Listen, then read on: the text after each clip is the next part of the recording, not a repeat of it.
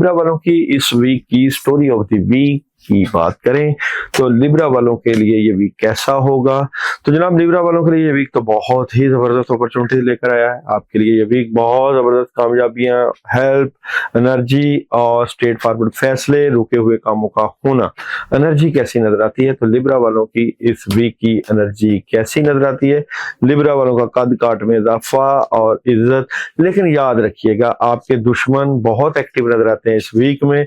आपके मामलात को रूहानी खराब किया जा सकता है। जॉब, बिजनेस और कैरियर की बात करें तो लिब्रा वालों के जॉब, बिजनेस, कैरियर में काम का इजाफा होता हुआ नजर आ रहा है। मैरिज और रिलेशन की बात करूं तो मैरिज और रिलेशन में कोई ऐसी बात जो दिल तोड़ सकती है, जो दिल को जख्मी कर सकती है, अपने तक रखे रहे हैं, उसको देखिएगा कैसे क्लियर करना है। हेल्थ जबरदस्त है, एजुकेशन सही नहीं है, तालीमी मामलात को बेहतर करना चाहिए।